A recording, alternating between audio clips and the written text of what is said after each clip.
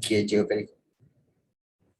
Okey, baik. So kita lihat Jadual 2 menunjukkan perbelanjaan syarikat biru yang mengeluarkan kasut yang mengeluarkan kasut bagi bulan Mac 2018. Okey Dina Sofia, tak apa, cikgu faham. Okey, dahulukan ibu kamu dahulukan apa-apa pun keluarga dulu.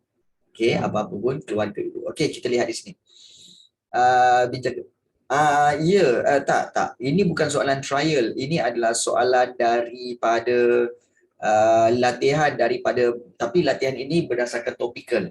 Okey, iaitu bab yang keempat. Okey. Dan untuk soalan trial, seperti mana ramai yang tanya pada cikgu. Okey.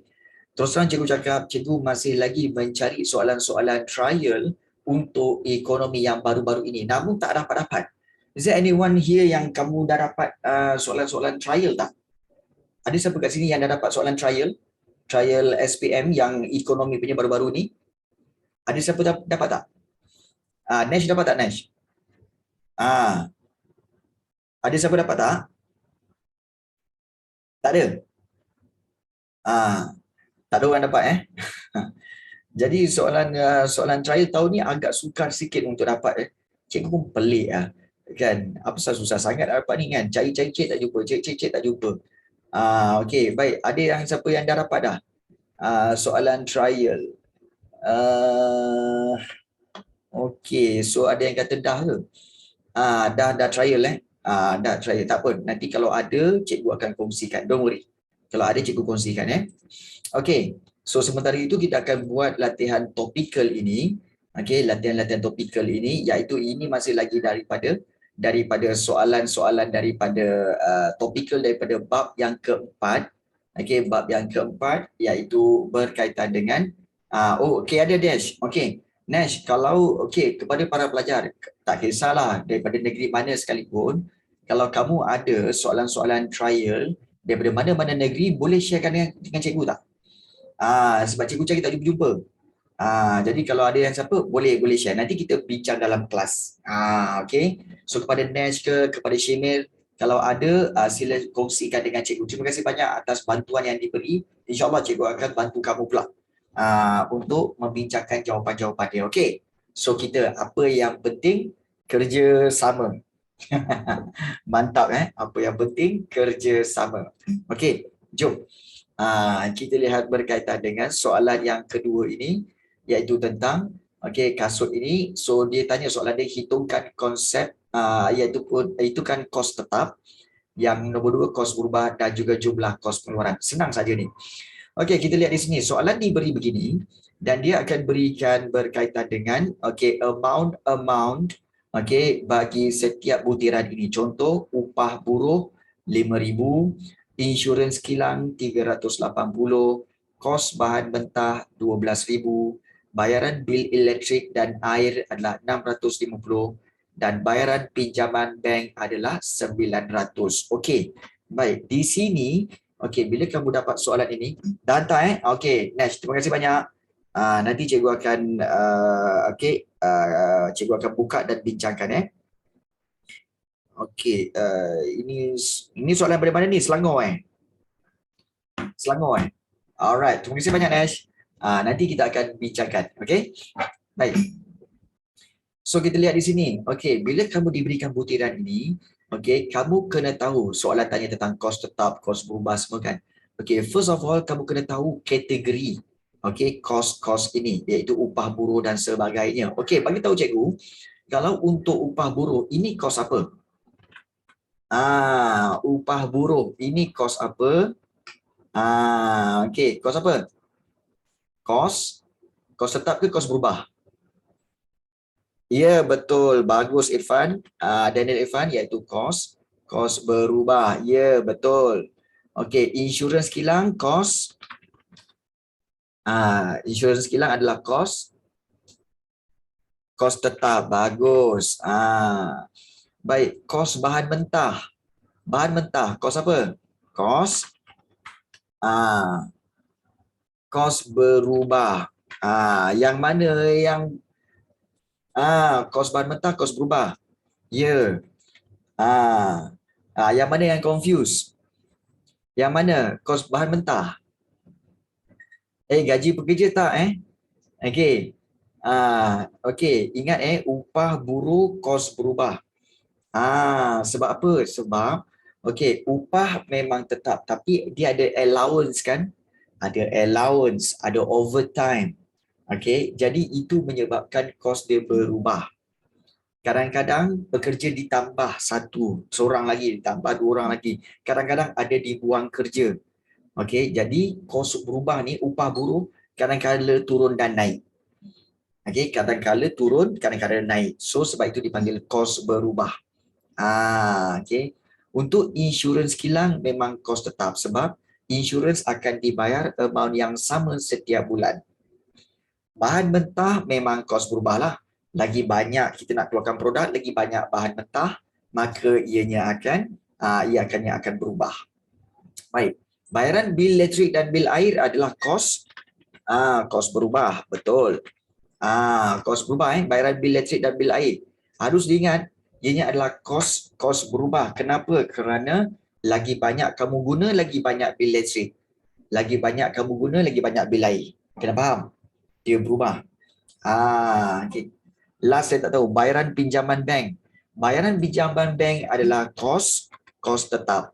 Sebab bayaran pinjaman bank akan ditetapkan setiap bulan dalam amount yang sama. Dia amount yang sama. Maka sebab itu kamu kena tahu kategori-kategori dia, baru kamu kira. Contohnya, kita tengok yang nombor 1, hitungkan kos tetap.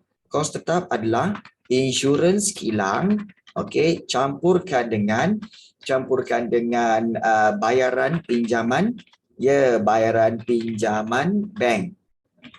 Jadi kalau kita buat amount dia kat bawah tu iaitu untuk insurans kilang ialah RM380 campurkan dengan RM900. So jawapannya adalah iaitu 1280. Betul? Baik. Betul, 1280. Yap. Hitungkan kos tetap. So sila buat begini. Maknanya ada dia punya formula dulu, kemudian baru kamu campurkan dan berikan jawapan. Boleh faham ini cara yang terbaik lah. Kamu mentionkan apa yang kamu campurkan. Baik. Kemudian kos berubah. Kamu akan ambil kos berubah iaitu upah buruh. Campurkan dengan kos bahan mentah. Kos bahan mentah campurkan juga dengan bayaran bil. Bayaran bil elektrik. Bil elektrik dan air. So di sini kamu boleh buat seterusnya. Upah buruh adalah RM5,000 campurkan dengan RM12,000 dan campurkan juga dengan RM650. Jadi jawapannya adalah 17,650. Jadi itu adalah kos berubah. Mudah aja.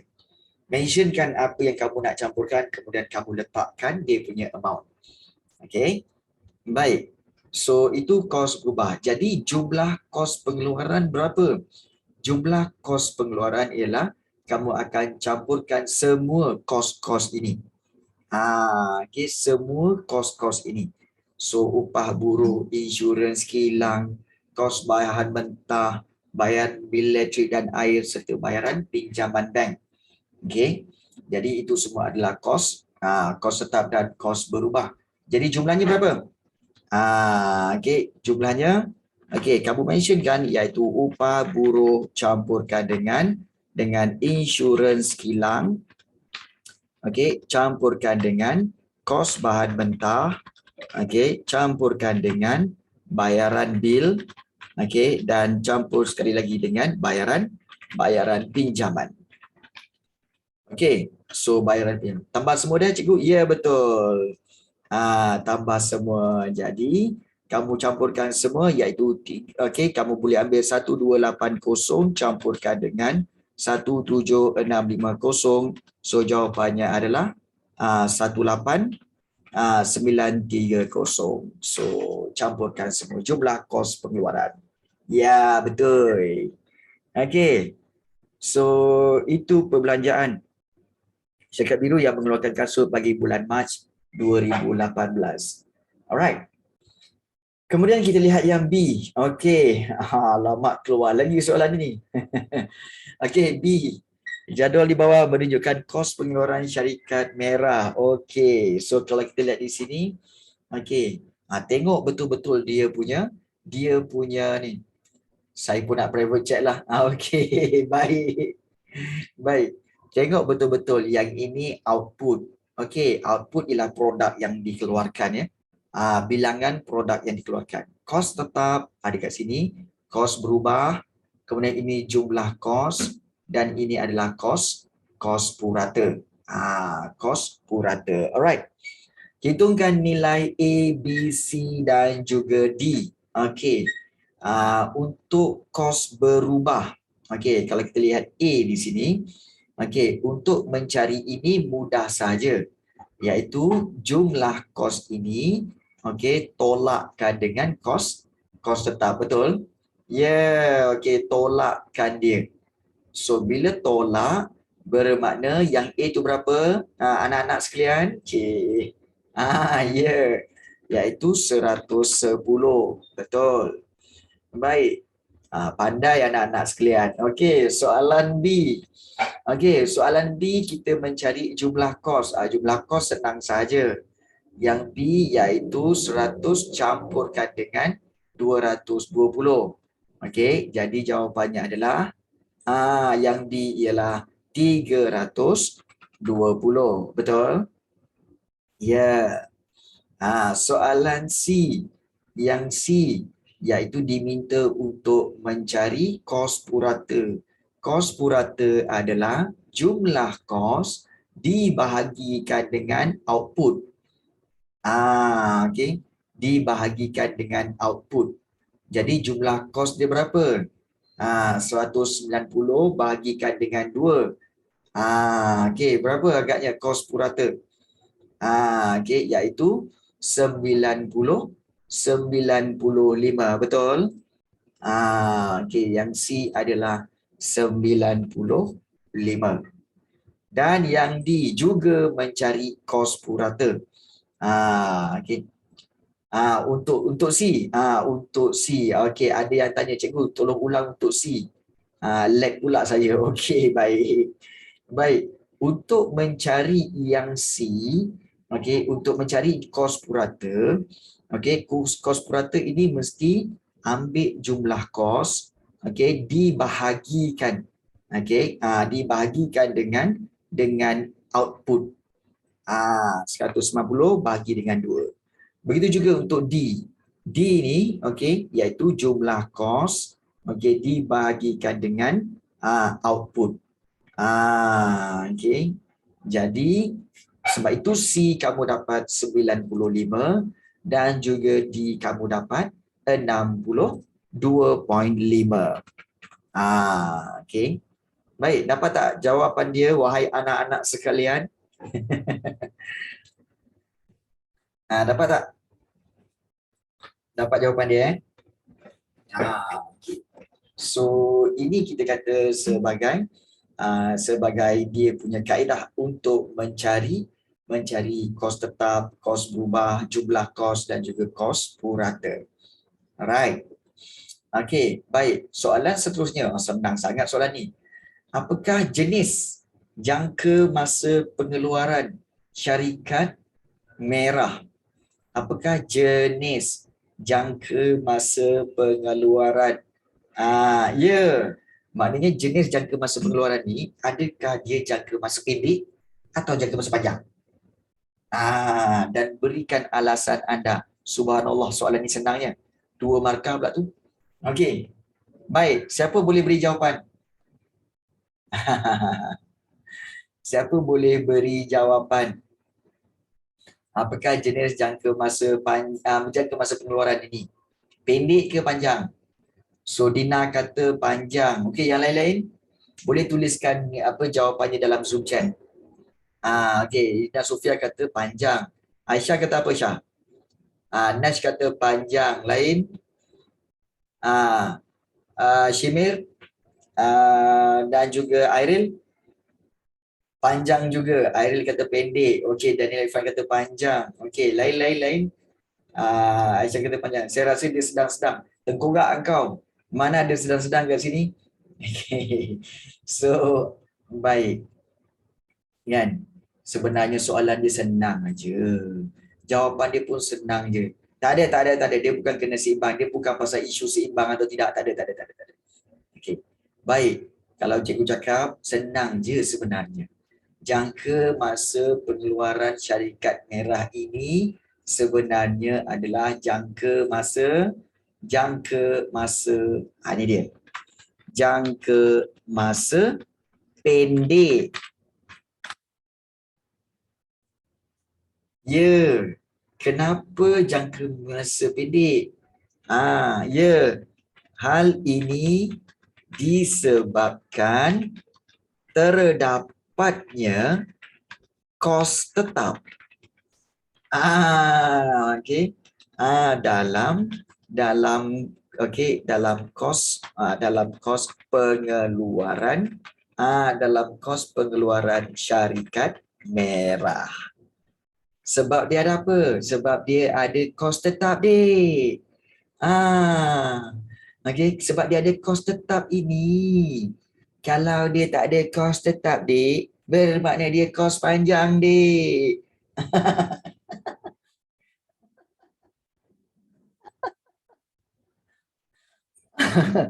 Sonang yo. Itu je. Kalau dia tak ada kos tetap, dia mention kos berubah saja, bermakna itu memang kos jangka masa pengeluaran panjang. Tapi bila dia mentionkan kos tetap, ada kos tetap kat situ, dek. Itu maknanya jangka masa pendek, dek. Itu je alasan dia. Ah, itulah pasal. Okay. Kenapalah cikgu jawab senang bila kami jawab susah? Tak, sebab kamu kena faham itu je. Kamu kena faham konsep dia. Konsep dia apa? Kalau jangka masa pendek, terdapatnya kos tetap dan kos berubah. Tapi bila jangka masa pengeluaran panjang, jangka masa panjang, bermakna tidak ada kos tetap. Kalau ada, semua akan jadi kos berubah. Itu je. Very simple. Kan? Okey, sekarang boleh faham Daniel, okey, Daniel Fan, Aisyah dan sebagainya. Semua faham Oh, itulah dia, itu je. Allahu Akbar, kan. Sebab tu dia cakap, janganlah soalan senangnya, kan. Senang sebenarnya. Sebab ada kos tetap, itu je. Alright. Dan tak ada. Ya, betul, Nash. Kalau tak ada kos tetap, for example, kalau kos tetap ni dia tak mentionkan, tak ada pun kos tetap ni. Dia hanya bagi output, kemudian dia bagi kos berubah, kemudian jumlah kos. Okay, jadi itu bermakna adalah jangka masa panjang. Itu jangka masa panjang. Very simple. Okay. Okay. Sebab kos tetap hanya akan wujud dalam jangka masa pendek. Jangka masa panjang tidak ada kos tetap. That's the fact. Right. Right. So, sonang je ni. Okay. Baik. Soalan seterusnya. Okay. So, soalan ini. Okay. Apakah kesan pertambahan output? Apakah kesan pertambahan output terhadap kos tetap? Okey. Apakah kesan pertambahan output terhadap kos tetap dan kos berubah dan kos purata? Okey. Baik. Kalau nak tengok benda ni, cikgu macam nak jawab soalan ni? Mudah sahaja. Okey, tengok balik yang jadual ini. Allah, jadual dah penuh conteng dah ni. Jap, cikgu padam balik. Sana, nak kena padam balik ni. Payah ni. Ambil kau. Okey, macam whiteboard lah. Kalau kat sekolah kan ada whiteboard. Ni pun whiteboard juga. Okey, baik. Daniel Irfan, jangan terkejut memang cikgu mengajar time-time macam ni dan dia punya tune dia memang macam ni. Kamu jangan terkejut pula. Kita belajar sempoi-sempoi je, Daniel Irfan. Kan? Okey. So jangan terkejut. Baik. Baik. So kita lihat di sini, okey, apakah kesan pertambahan output terhadap kos tetap? Contohnya, okey, baik, dia mentionkan pertambahan output. So bila pertambahan output, kamu tengok balik kepada jadual tu, nampak tak output ini semakin bertambah? Okey, 1 2 3 4 5 6. Tetapi apa yang berlaku pada kos tetap? Kos tetap maintain terus. Maintain 100 saja. Maknanya apa? Kos tetap tidak berubah. Kos berubah? Ya. Okey, kalau output dengan kos berubah, ya. Output dia semakin bertambah, kos berubah pun semakin bertambah. Memanglah senang. Siapa kata soalan ekonomi susah? Soalan ekonomi senang. Ya Allah, dia based on apa yang diberi. Kan? Koranglah mencari-cari. Tak ada kat situ juga. Okey. Okey. Baik. Kemudian kalau katakan kos berubah, kos purata. Kos purata pun sama juga. Just tengok kat sini dengan tengok output. Semakin bertambah output, kos purata semakin menurun. Okey, sampai 62.5. Okey, sampai ke output keempat, kemudian dia naik balik. Kemudian dia naik semula. Itu je kamu kena mentionkan. Itu je. Jadi, kamu boleh buat ayat kat sini. Okey. So, contoh ayat macam mana cikgu? Okey, contoh ayat macam ni. Kau tahu. Okey. Okey, apabila kita buat apabila output bertambah. Okey. Output bertambah ya. Dari 1 hingga 6 unit. Kita tengok ambil 6 unit 6 ke? 6 lah. Okey. 1 hingga 6 unit. Okey, 6 unit. Okey. Kita boleh mentionkan ni iaitu apa? Tiada, okey, kita kata bahawa kos tetap adalah adalah tidak berubah pada RM100. RM100. Tidak berubah pada RM100 hingga adalah tetap. Boleh ke? Boleh. Kos tetap adalah tetap. Kita katalah tidak berubah pada nilainya berapa? RM100. Jadi kita boleh buat kesimpulan sebab dia 2 markah kita berilah ayat satu lagi, belanjalah ayat satu lagi kan. Biar belanja lebih tak apa kan. Jadi kita boleh buat ayat hal ini kita kata menunjukkan tiada perubahan kos tetap. Tiada perubahan kos tetap walaupun output bertambah. Bertambah.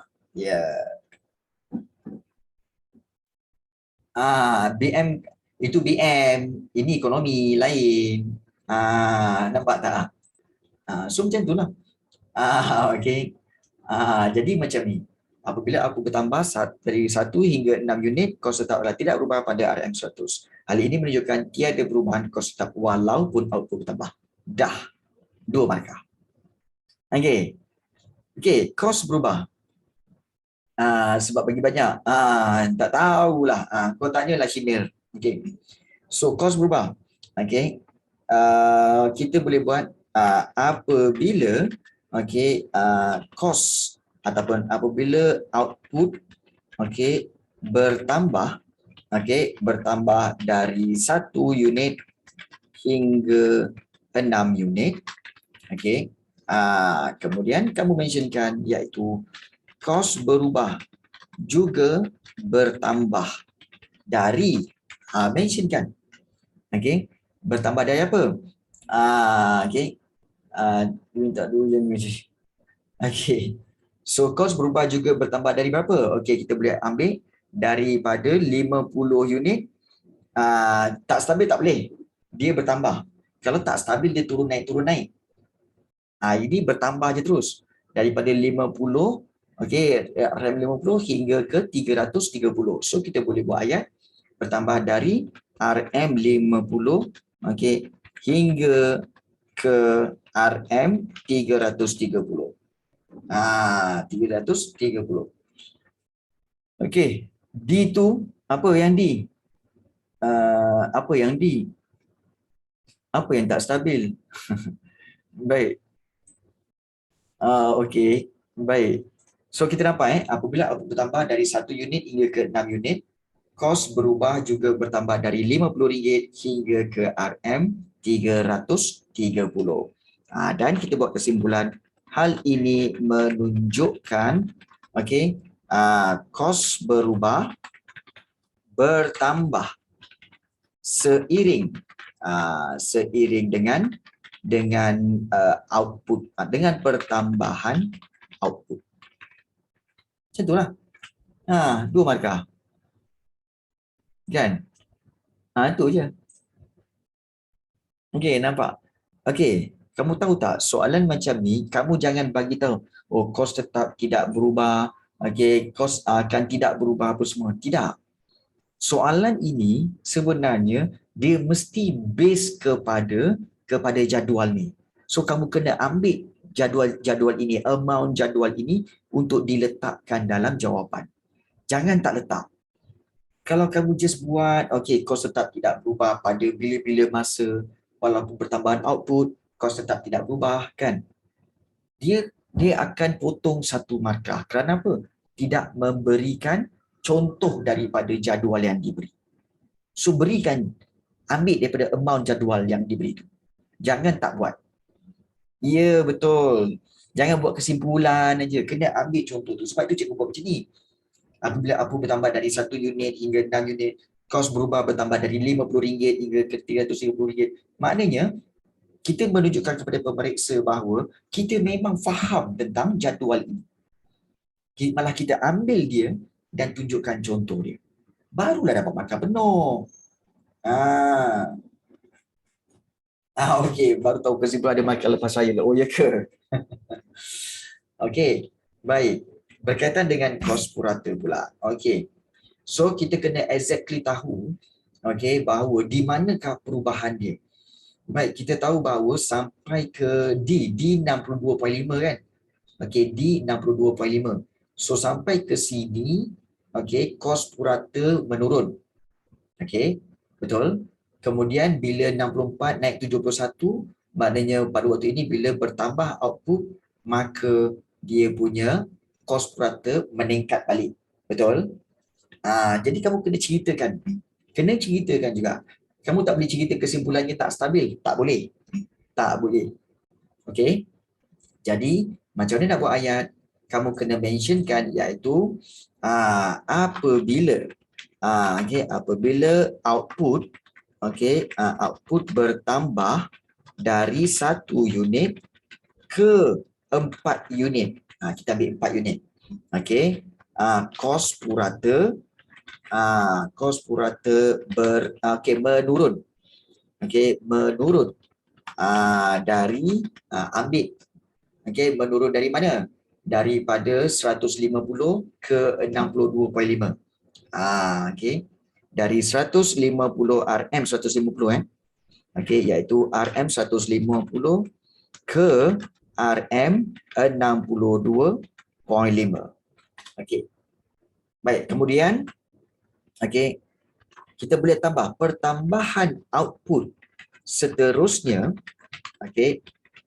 seterusnya menyebabkan kos purata meningkat semula. Meningkat semula dari 64 ke 71.7. Maknanya meningkat dari 64 ataupun RM 64 hingga ke 71.7. 71.7 RM 71.7. Baik. Boleh faham tak? Cara penjawab markah ni, menjawab ni. Faham ke tak faham ni? Boleh Aisyah boleh Syah? So ingat, jangan tinggalkan amount ringgit Malaysia pun semua yang ada dalam jadual. Sila ambil dan letakkan. Ya, letakkan. Sebab itulah antara poin-poin yang boleh memberikan markah. Ya, betul. Okey, kalau apabila output tu salah tapi kesimpulan tu betul, ada markah ke? Ya, ada markah. Tapi kalau untuk output tu salah, salah lah. Dia tolak lah kat situ. Tapi kesimpulan tu dapatlah markah. Dia kena macam explain timetable, ya. Dia sebenarnya, kamu kena faham timetable ni je. Bukan timetable lah, table ni. Bukan timetable table ni. Okey, yang mana meningkat, yang mana menurun, yang mana tetap, yang mana turun kemudian naik balik. Itu je. And then kamu explain balik. Sebab itu soalan-soalan macam ni, jadual-jadual macam ni, rugi kalau korang tak jawab sebab senang. Tapi selalunya pelajar bila tengok apa jadual-jadual macam ni, aduh, aku tak reti lah, susah lah. Sebab kamu tak try lagi. Kena cuba. Okay. Stimulus. Okay, baik. Baik, sekarang kita akan lihat yang di sini, iaitu beri maksud kos pengeluaran. Apakah maksud kos pengeluaran? Okey, macam biasa kalau nak jawab tengok kepada peruntukan markah. Okey, tengok kos pengeluaran, tengok kepada peruntukan markah. Berapa tu? 3 markah. Kalau 3 markah, berikanlah poin dia, iaitu 3 poin. Janganlah 3 markah kau bagi 2 poin. Memanglah tak dapat 3 markah. Okey. So berilah 3 poin juga ya. Baik, contohnya kalau kita buat. Okey, apakah poin dia? Maksud kos pengeluaran. Okey. Belanja bukan. First of all kamu kena faham bahawa kos pengeluaran konsep dia, okey, kos pengeluaran adalah semua perbelanjaan okey yang terlibat, ingat yang terlibat okey dalam kita kata terlibat sepanjang okey proses pengeluaran. Okey, pengeluaran iaitu proses pengeluaran dari pengeluaran titik lah, titik adalah semua perbelanjaan yang terlibat sepanjang proses pengeluaran. Okey, mentionkan yang kedua. Okey, kos pengeluaran termasuk kos tetap dan kos berubah. Okey, termasuk kos tetap dan kos berubah. Okey, kos tetap mentionkan pula. Kos tetap kalau kasih contoh ialah kos tetap adalah kos yang melibatkan input tetap. Ini senang, manakala kos berubah. Berubah adalah kos yang melibatkan input berubah. Okey, itu je. 3 markah. Okey. 3 markah. Boleh? Okey. Ingat kos pengeluaran adalah semua perbelanjaan yang terlibat sepanjang proses pengeluaran. Maknanya proses pengeluaran itu segala perbelanjaan itu dipanggil kos pengeluaran. Okey. Tapi kena ingat, kita tahu kan dia ada kos luaran iaitu kos sosial semua. Kos sosial tidak termasuk dalam kos pengeluaran. Bukan. Kalau kasih contoh, boleh juga kalau nak bagi contoh. Okey, boleh juga nak bagi contoh. Tapi kalau dalam skema pemarkahan, kamu mentionkan semua perbelanjaan terlibat sepanjang proses pengeluaran 1 markah. Okey, iaitu termasuk kos tetap dan kos berubah 2 markah. Kos tetap adalah kos yang melibatkan input tetap. Kamu definekan kos tetap dan definekan kos berubah. So kamu akan dapat 3 markah. Okey, setuju ke ada cadangan jawapan lain?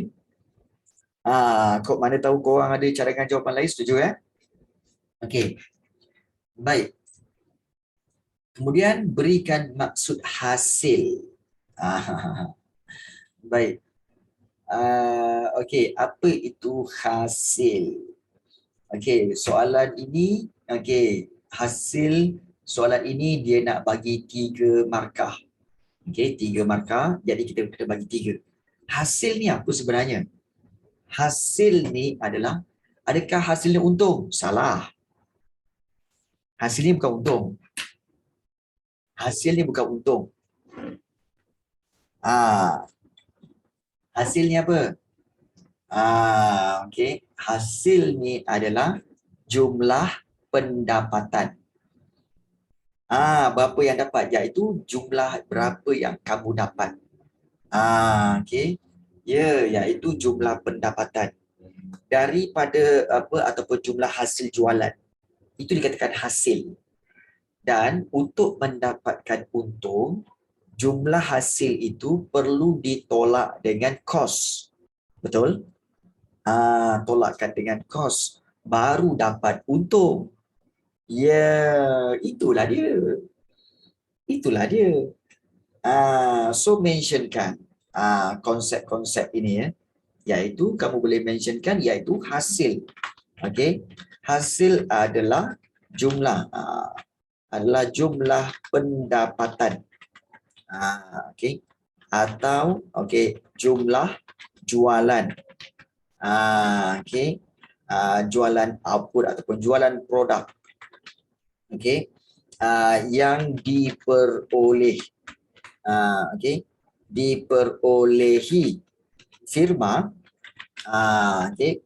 Hasil ada jumlah pendapatan atau jumlah jualan produk yang diperolehi firma. Okey.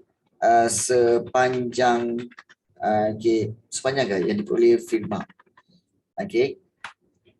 Itulah dia. Jumlah pendapatan atau jumlah jualan produk yang diperolehi firma. Okey. Hasil akan okey, ataupun hasil perlu perlu ditolak dengan kos pengeluaran untuk mendapatkan nilai untung. Nilai untung. Ataupun nilai untung apa? Ya, betul, untung bersih, net profit. Yes. Net profit. Baik. Jika boleh juga kalau nak tambah lah kalau nak tambah. Jika nilai jika hasil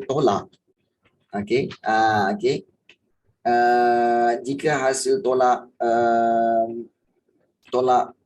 jika hasil tolak kos pengeluaran mendapat nilai negatif. Jika hasil tolak kos pengeluaran mendapat nilai negatif, maka firma sedang mengalami kerugian. Betul lagi. Ini konsep dia. Inilah konsep dia. Boleh faham Edina Sofia? Boleh faham Aisyah? Dan juga boleh faham Airil? Boleh Khairina boleh Khairina? Diam je Khairina. Khairina boleh ke? Boleh.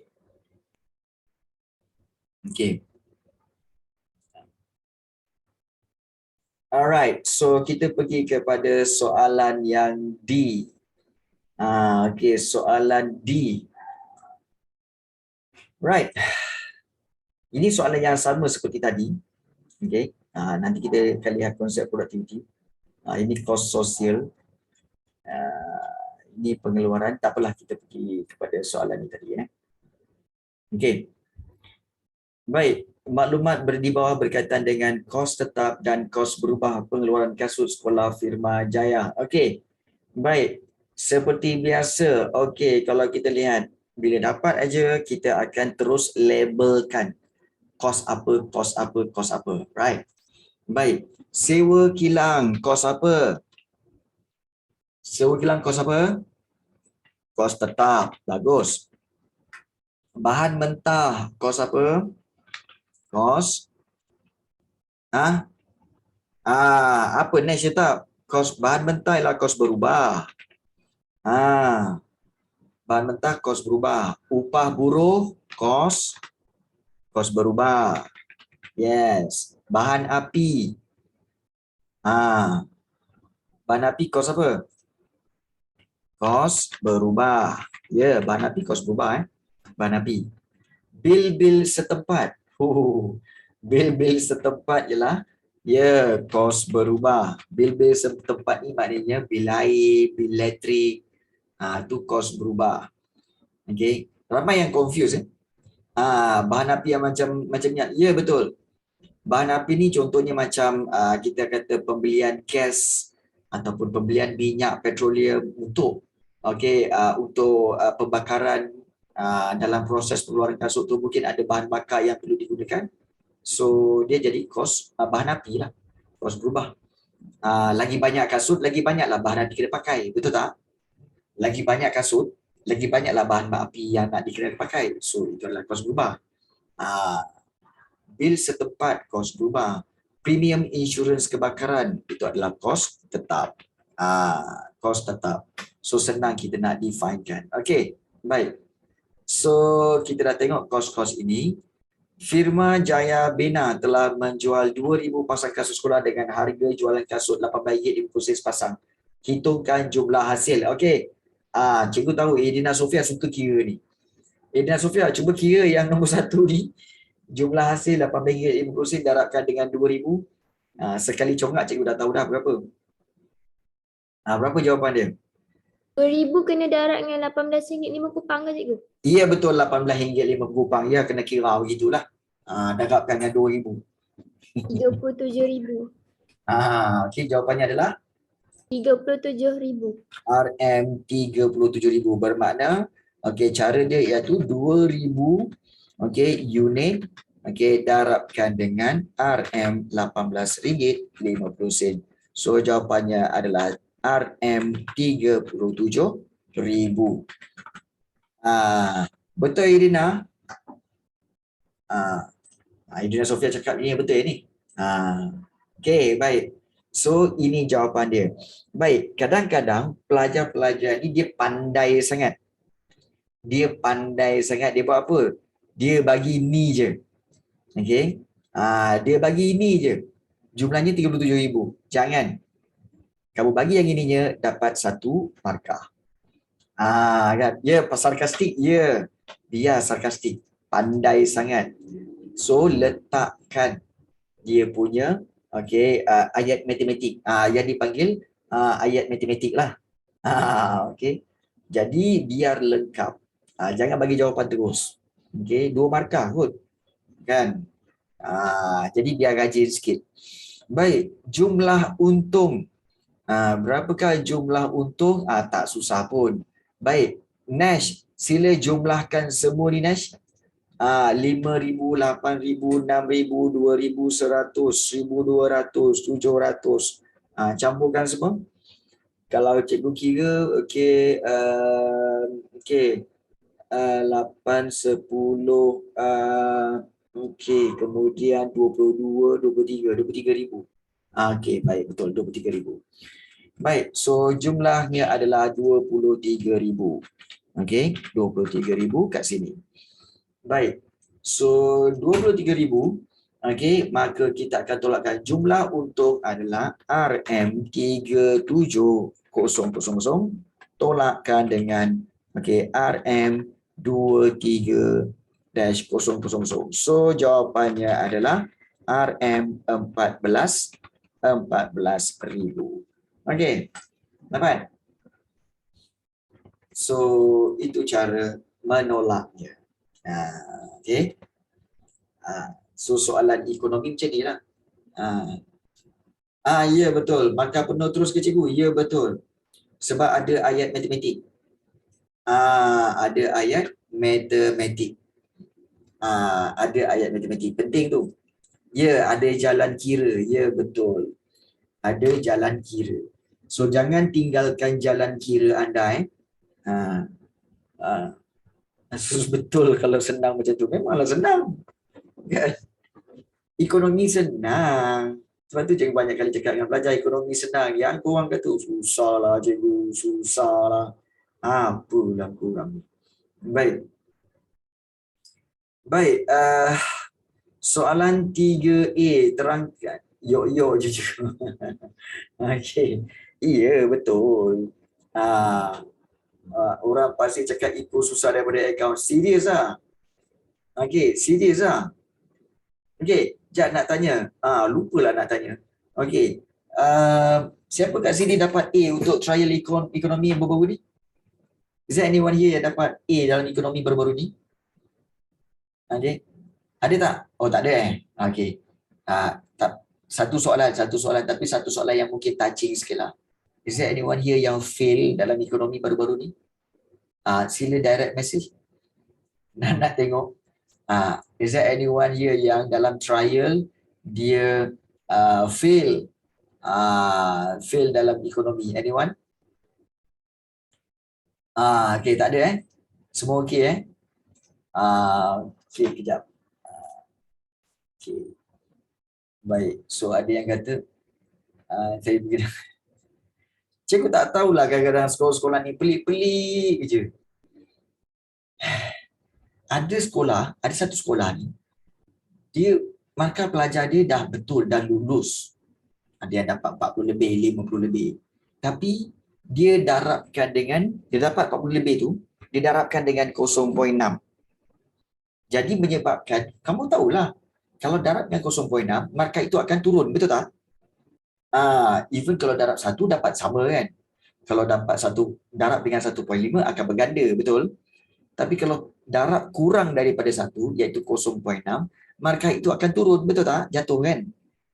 Jadi ramailah pelajar yang fail. Jadi persoalannya bila ditanya kepada guru tersebut cakap apa? Sengaja nak didarabkan dengan 0.6 supaya para pelajar akan rasa ingin buat lebih bersungguh-sungguh untuk memberi motivasi. Ada sesetengah, ada segelintir sekolah buat macam tu. Do you think itu adalah bagus untuk memotivasikan pelajar? Kamu rasa ia bagus ke untuk memotivasikan pelajar? Macam pelik je. Lepas tu dia marah pula ramai yang fail. Masalahnya. Itu masalahnya. Ramai yang fail. Kan pelik lah tu. Kan pelik kan? Itulah. Cikgu pun macam tak faham lah. Okay, motif utama kenapa buat macam tu. Okay. Baik. Okay, tak apa. Okay. Baik. Nak tanyalah. Okay. Kita ada Jadi Irfan form 4. Inna Sofia form 4. Khairina form 4 form 5? Okay. Khairina form 4 ke form 5? Nak tanya tu dulu. Okay. Sebab kita nak tengok soalan trial baru-baru ini yang form 4 ya. Okay, tak apa. Kita ada 3 orang form 4 dan kita ada 4 orang form 5. It's okay. Sebab kita nak tengok soalan trial sekejap Trial, okay, ekonomi tingkatan ekonomi SPM trial baru-baru ni. Dan terima kasih banyak pada Nash kerana berkongsi. Okay, ini soalan dia. Bahagian ini kertas 2 Kertas 2 bahagian A berkaitan dengan satu faktor pengeluaran. Bekerja dengan orang lain untuk memperoleh ganjarannya. Huraikan faktor pengeluaran tersebut. Ini senang. Okay, ini senang. Okay, huraikan faktor pengeluaran tersebut. Ini senang. 1A, okay, jawapan dia adalah buruh lah. Faktor pengeluaran ini adalah buruh. Baik, B. Jelaskan cara sistem ekonomi campuran menyelesaikan masalah asas ekonomi berikut. Masalah sistem ekonomi campuran. Kalau campuran ni senang lagi. Senang lagi campuran ni. Sistem ekonomi campuran menyelesaikan masalah asas ekonomi.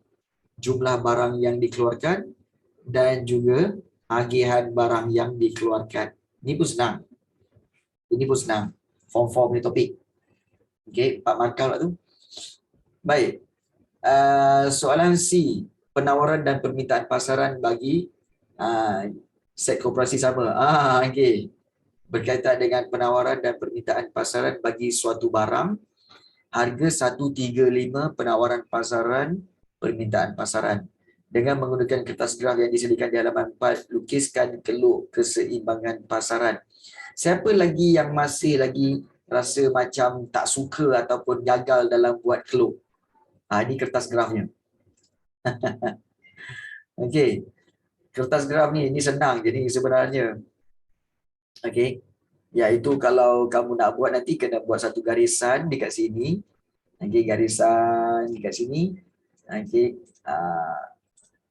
Okey, baik sekejap. Kamu akan kena buat garisan, satu garisan di sini. Suka lupa bentuk keluk nanti jadi bentuk macam mana, macam curang ke landai ke macam tu. Tak apa. Bentuk tu tak apa.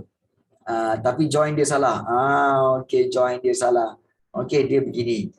Okey, pastikan dekat atas ni keluk ni mesti ada harga. Okey, yang ini mesti harga. Kemudian mesti ada yang ini adalah quantity. Make sure ini betul. Harga atas, kuantiti bawah. Okey, kemudian baru kamu ambil maklumat di atas tu, iaitu 135. So, bila 135, make sure kamu buat, okey, katakan ini 1. Okey, ini 1, 2, 3, 4 dan 5 macam tu. So, di sini labelkan 1, kemudian sini 3 dan sini adalah 5. Dia mesti dalam kadar yang sama, kadar yang sama. Walaupun dia bagi 135, kamu kena buat 1, 2, 3, 4, 5 juga supaya kadar dia sama. Baik. Kemudian kamu tengok pula iaitu berkaitan dengan penawaran pasaran. Okey, 20, 40, 60. So ada 10, 20 sampai 60. So kamu boleh buatlah. Sini 10, 20, 30, 40, 50, 60. Kan senang tu. Baik. Dan kemudian barulah kamu ambil penawaran dulu, penawaran pasaran 20, 40, 60. Okey. So sini 20 untuk penawaran. Kemudian 20, kemudian sini 40 kan. 3, 40. Okey. Dan di sini adalah 60 kat 5 ni. Macam tu. Kemudian sambungkan garisan ini. Okey. So sambunglah garisan ini. Macam tu. Ini adalah keluk penawaran. Baik. Kemudian kamu ambil pula iaitu 135, 40, 20, 10. Okey. So 40 So saya kata tak ada kosong tolak 2 markah. Tak ada kosong tolak 2 markah. Yelah, letaklah kosong kat sini. Ni kosong.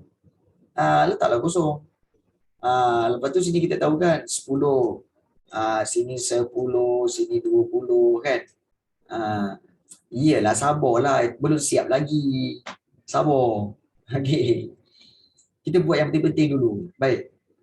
40, 20, 10. So, dah 10, 20, 30, 40. Okey. 40. Kemudian 20 kat sini. Kemudian juga 10 kat sini. Okey. So, kamu akan sambungkan dia begitu. Nampak tak? Nampak tak? Jadi, sila labelkan. Yang ini S. Yang ini D. Jangan tak label. S dan D. Iaitu apa maksud dia? Supply dan demand. So, ada penawaran, ada permintaan kat situ. Kemudian, okey, tuliskan. Okey, kosong. Ini lengkapkan 10, 20, 30, 40, 50, 60. Kena lengkapkan. Kemudian, okey, so itu bagi okey, kita graf lukikan keluk keseimbangan pasaran. So ini dapat 4 markah. Dapat tak 4 markah? Dapat. Okey. Dapat 4 markah. Kalau kamu buat betul-betul, dapat 4 markah di sini. Inilah bentuk dia. Nash, kau dapat betul tak macam ni? Syamil, dapat tak buat bentuk macam ni? Kan? Cikgu tak faham lah. Dapat buat macam ni. Okey, bagus. Tapi line dia, kenapa dengan line dia? Terlupa D dengan S. Make sure letakkan D dengan S kat situ. Demand and supply. Okey. Baik. Okey, it's okay. Nah, baik. Kemudian barulah kita tengok berdasarkan jawapan 1C. Jelaskan keadaan keseimbangan pasaran pada harga RM1.50. Okey, so 2 markah. So pada harga RM1.50 kat sini. Pada harga RM1.50 kat sini, apa yang berlaku? Okey, RM1.50 kita tahu bahawa supply ataupun demand supply kurang daripada demand. Okey, jadi kamu kena mentionkan berapa kekurangan dia. Dan juga berapakah lebihan permintaan yang berlaku di situ. Okey, berapakah lebihan permintaan? So kena calculate lah. Okey, dia punya quantity demand dia berapa, quantity supply dia berapa. So berapa perbezaan dekat sini? Itulah dia punya lebihan permintaan kat situ. Soalan senang lah sebenarnya. Soalan senang. Okey, jangan marah cikgu walaupun cikgu cakap saya senang, walaupun kamu rasa macam susah. Okey. Tak apa, tapi line dia kosong tu Q. Okey. Ya, betul. Betul Shimin. E pun kena ada. Ya, betul. Dekat tengah-tengah ni kamu kena tuliskan E. Okey, iaitu tentang apa? E tu apa? Iaitu equilibrium, betul? E ataupun titik keseimbangan. Itu pun kena ada. Yes. Maknanya inilah kaedah bagaimana untuk kamu dapat markah penuh bagi membuat melukis keluk. Sebab itu mahirkan diri lukis keluk. Lukis keluk senang. Okay, make sure perkara-perkara ni kena ada. Line, kemudian juga ada harga dan juga kuantiti, kemudian ada line, ada label D dengan S, kemudian ada kosong, dan semua garis-garisan tu ada label dia, dan harga dia ada label dia. Yes. So, sila itu semua. Kalau lengkap semua memang dapat markah penuh. Ya, betul. So, boleh jadi itu tadi cikgu melukis pakai pen biasa je.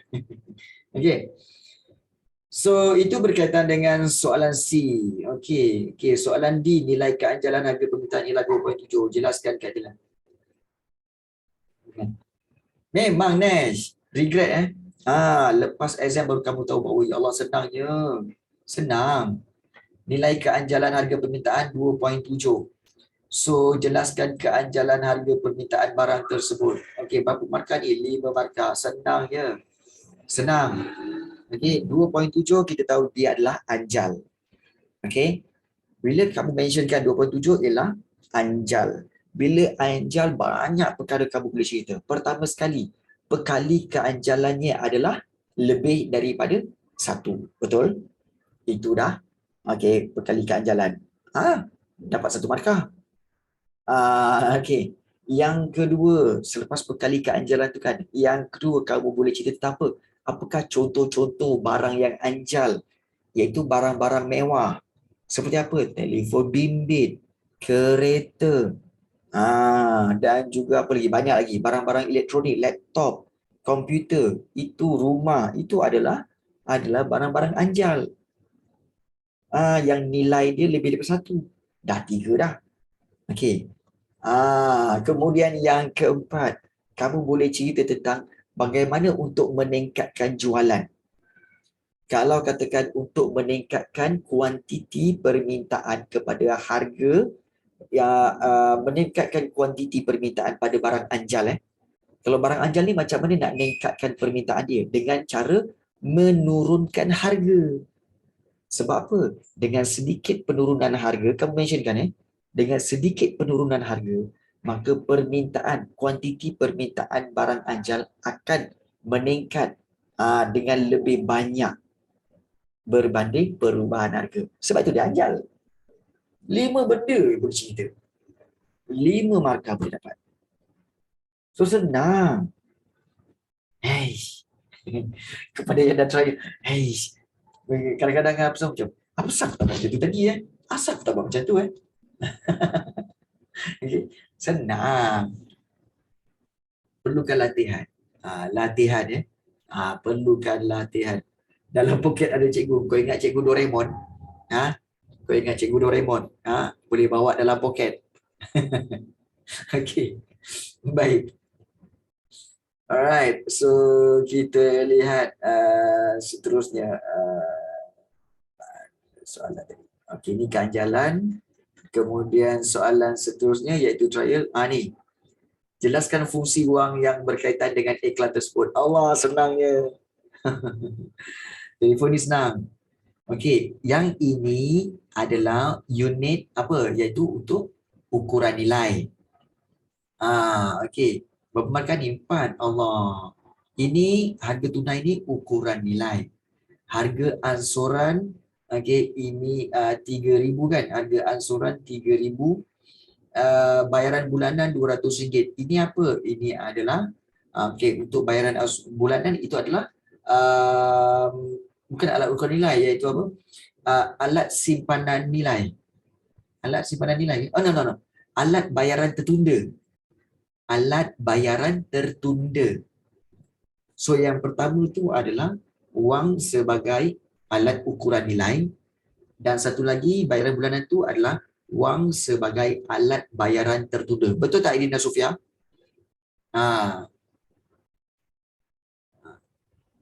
Dia kalau basic tak tahu. Yang belakang tu confirm hancur. Dia kalau basic tak tahu, yang belakang tu confirm hancur. Ya betul. Ini soalan-soalan struktur ni masih basic lagi tau. Masih basic lagi. Okay, fungsi wang ni. So di sini kamu boleh buat 2, ini boleh buat 2. Itulah korang yang basic-basic macam ni pun boleh. Bila bincang dengan cikgu, nampak tak? Korang cakap apa? La ilaha illallah. Basic-basicnya soalan.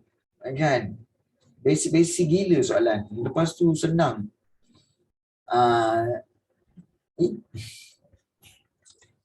Terlupa ni sebab kurang latihan. Tu je. Kurang latihan. Okay. SPM kena senang daripada ni. Aish. Baik. Ini jelaskan perbezaan pinjaman overdraft. Kena bawa masuk. Okey. Pinjaman overdraft dengan pinjaman bercagar. Beza je. Pinjaman overdraft untuk pemegang akaun semasa. Pemegang akaun semasa yang ada buku cek tu kan. Mereka boleh buat pinjaman overdraft. So kamu berikan 3 poin untuk pinjaman overdraft dan 3 poin lagi untuk pinjaman bercagar. So dapatlah total 6 markah. Itu je. 3 poin untuk pinjaman overdraft, 3 poin untuk pinjaman bercagar. Perbezaan dia. Dah. Kan? Tak susah pun. Pinjaman bercagar adalah pinjaman peribadi yang memerlukan cagaran. Okay, yang bank memerlukan sesuatu aset sebagai cagaran. Jadi itu beza dia. Dan pinjaman bercagar biasanya jangka panjang. Pinjaman overdraft jangka pendek. Okay. So itu antara perbezaan dia. Untuk soalan C, faktor pemilihan pekerjaan. Cabaran. Tolak markah ke? Tak sepatutnya. Maklumat berikut berkaitan dengan faktor pemilihan pekerjaan. Yep. Wafa berkelulusan STP. Dia bekerja sebagai operator pengeluaran. Dia menerima gaji 2,500 sebulan. Okay, dia telah menerima tawaran sebagai guru tadika kemas di kampungnya Sungai Buloh. Gaji yang ditawarkan ialah 1,500 sebulan. Okey. Mengapa Cik Wafa menukar pekerjaannya? Banyak ni. Okey.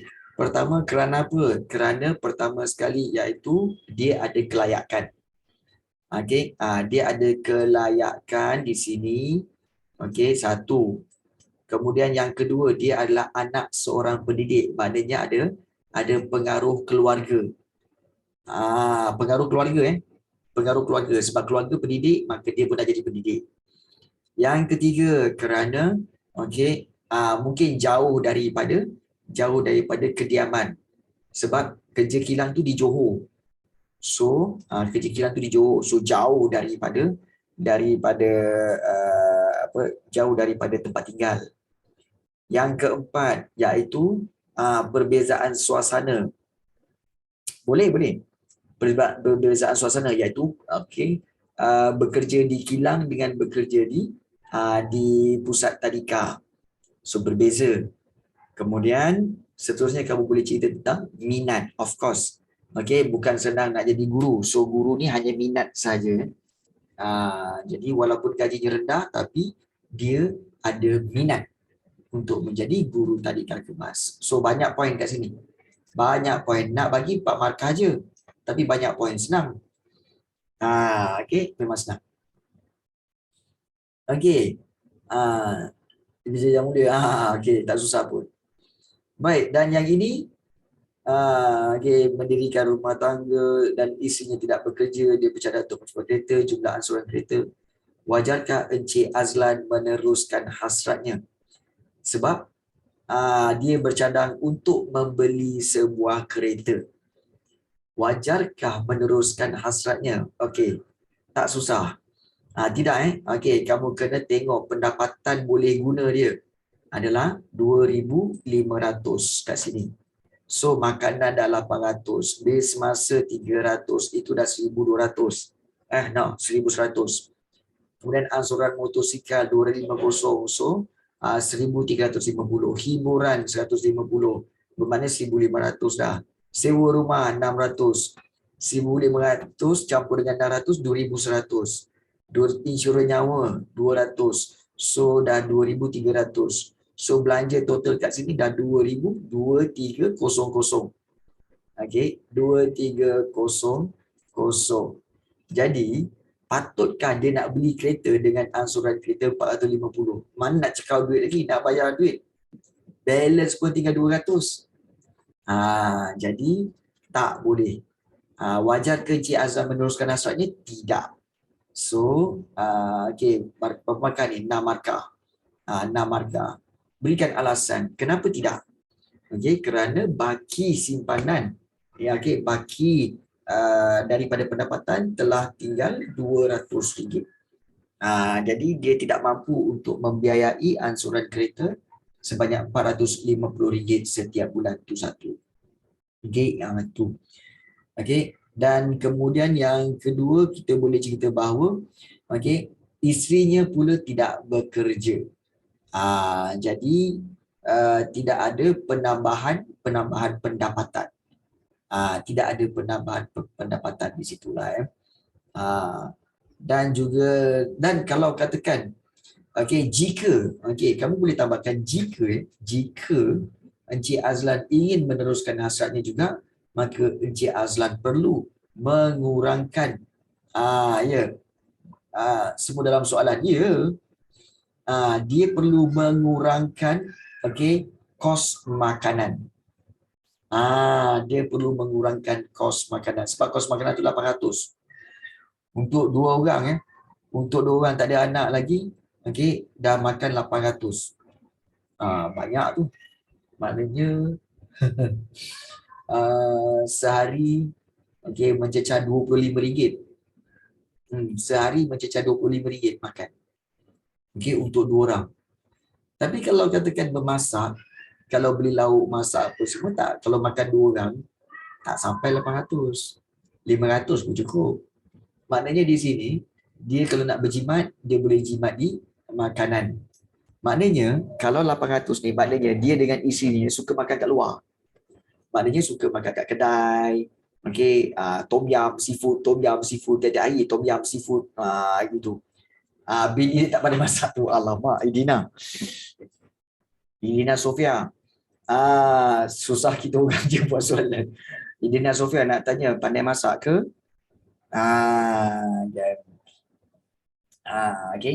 So Allahu tak. Belajar masak dulu.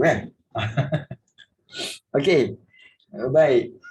So ini berkaitan dengan soalan-soalan yang trial emotional damage. Trial. Jadi kesimpulan yang cikgu dah tengok tentang kertas 2 untuk trial SPM baru-baru ini, sebenarnya soalan-soalan dia boleh dikatakan sebagai senang.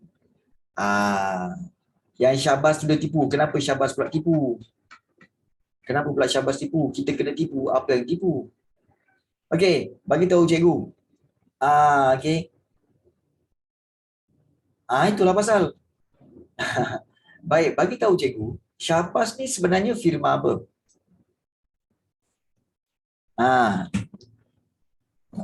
Syahbaz ni firma apa sebenarnya ni? Ia jelaskan firma tersebut. Maknanya jelaskan firma tersebut. Okey. Logo berikut berkaitan dengan firma dan peranan kerajaan. Dia adalah GLC. Okey, Government Link Company. Syarikat yang kaitan dengan kerajaan. Still firma ini GLC ya. Government Link Company ataupun syarikat berkaitan kerajaan. Okey.